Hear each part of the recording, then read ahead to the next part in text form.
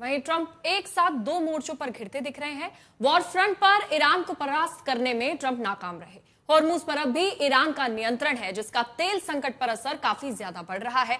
बाजार लगातार गिर रहा है और युद्ध पर अमेरिका को पानी की तरह पैसा बहाना पड़ रहा है। और दूसरी तरफ देखिए, ट्रंप की युद्ध नीति को लेकर अमेरिका में आक्रोश लगातार बढ़ रहा है। ट्रंप के खिलाफ अमेरिका के कई शहरों में प्रदर्शन हो रहे हैं, लोग सड़कों पर हैं। ट्रंप की नीतियों से पहले असंतुष्ट जनता को लग रहा है कि ईरान से युद्ध अमेरिका के हितों को डुबो रहा है। In the name of humanity. In the name of humanity. In the name of humanity. In the name of humanity. I said it, Texas. I said it, Dallas.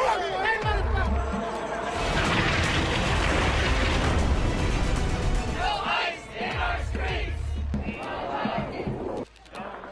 उधर ईरान युद्ध क्षेत्र में डटा है तो इधर अमेरिका में आक्रोश धधक रहा है।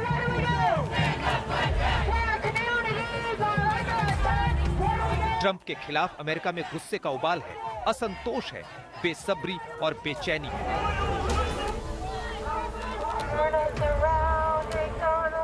एक दो नहीं, अमेरिका के 50 शहरों में लाखों सड़कों पर उतरे हैं और ट्रंप को गद्दी छोड़ने की हिदायत दे रहे हैं। इस प्रदर्शन की युद्ध के साथ और भी कई वजहें हैं, इसकी डिटेल बताएंगे, लेकिन पहले शहर शहर हो रहे इस प्रदर्शन की तस्वीरें देखिए।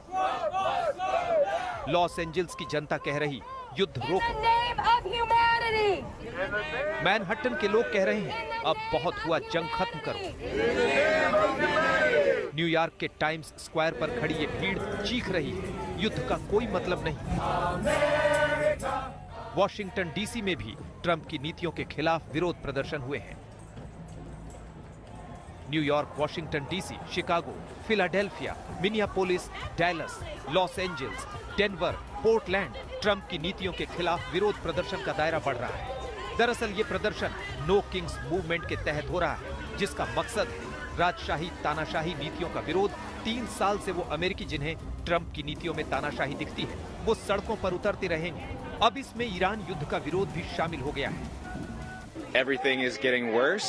The fact that we're drawn into an illegal war while the cost of living is just skyrocketing, it just seems like a slap in the face of the American people. And why are we attacking countries in the Middle East? And we are a nation that has been at war long enough. It is time for peace.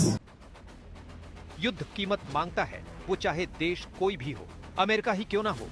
एक report के मुताबिक America को युद्ध के शुरुआती 6 दिनों में 11.3 अरब dollar, करीब 1 लाख करोड़ रुपए से ज्यादा का नुकसान हुआ।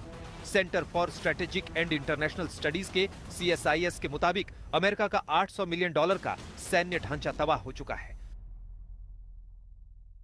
इस युद्ध के चलते इतना ज्यादा खर्च हो रहा है कि पेंटागन ने पिछले सप्ताह अमेरिकी कांग्रेस से $200 अरब की मांग की है। अमेरिका को हर रोज 2 से 3 अरब डॉलर खर्च करने पड़ रहे हैं। तो एक तरफ बेतहाशा खर्च, दूसरी तरफ गिरता बाजार, तीसरी तरफ घरेलू मोर्चे पर बढ़ता असंतोष। ट्रंप जिस टाइम बम पर खड़े हैं, उसकी सुइयां तेजी से आगे निकल रही है। आज तक ब्यूरो। और प्रणय हमारे साथ जुड़े हुए हैं। प्रणय, अभी भी ये कहा जा रहा है कि हॉर्मुज पर ईरान का नियंत्रण है, लेकिन जो ट्रंप दावे कर रहे हैं वो बिल्कुल इससे अलग है। किसका दावा सच लग रहा है, क्या लग रहा है? देखिए, राष्ट्रपति डोनाल्ड ट्रंप ने भी यह दावा तो नहीं किया कि स्ट्रेट ऑफ हॉर्मुज पूरी तरह से खुला हुआ है, और अगर कोई दावा कर भी रहा है तो व्यावहारिकता और वास्तविकता तो ये बताती है कि स्ट्रेट ऑफ हॉर्मुज से जहाज नहीं निकल पा रहे हैं। अब भी कई जहाज हैं जो भारत की खाड़ी में फंसे हुए हैं, और कोई भी व्यक्ति, कोई भी कंपनी अपना जहाज, जो कि बहुत महंगे जहाज होते हैं, टैंकर्स, वो तब तक लेकर नहीं निकलेगी उस स्ट्रेट ऑफ हॉर्मुज से जब तक कि उसको इस बात की निश्चिंतता नहीं हो कि वहां वो सुरक्षित है और जहाज के ऊपर किसी तरीके का हमला नहीं होगा, और जो है आसमान में मिसाइलें और ड्रोन नहीं उड़ रहे हैं और वो टकराएंगे नहीं। तो ये एक बहुत ही व्यावहारिक सी चीज है, और यही एक बड़ी वजह है कि ईरान ये लगातार बात कर रहा है, धमकी भी दे रहा है, और साथ ही ये चेतावनी भी दे रहा है कि उसकी इजाजत के बिना स्ट्रेट ऑफ हॉर्मुज से जहाज नहीं गुजर सकते हैं। वहीं दूसरी तरफ अमेरिका भी ये कह जरूर रहा है, लेकिन अमेरिका की नौसेना भी उस इलाके के अंदर जहाजों को कोई एस्कॉर्ट नहीं कर रही है, और ये एक वजह है कि इस पूरे इलाके के अंदर एक चोक पॉइंट बीते करीब 4 हफ्तों से बना हुआ है, जिसका खामियाजा दुनिया की अर्थव्यवस्था भुगत रही है। और जब तक ईरान या तो पूरी तरह से ईरान की सेना को ऐसा नुकसान न पहुंचे कि वो किसी तरीके से इस तरीके का खतरा बनने की स्थिति में ना हो, जो भी होता नजर नहीं आ रहा है। और इसीलिए आप देखें कि राष्ट्रपति डोनाल्ड ट्रंप अपने तमाम बयानों के अंदर बार बार इस चीज का जिक्र कर रहे हैं कि कैसे अमेरिका ने ईरान की नौसेना को खत्म किया है, कैसे अमेरिका ने स्ट्रेट ऑफ हॉर्मुज के अंदर ईरान की जो नौसैनिक ताकत है उसको।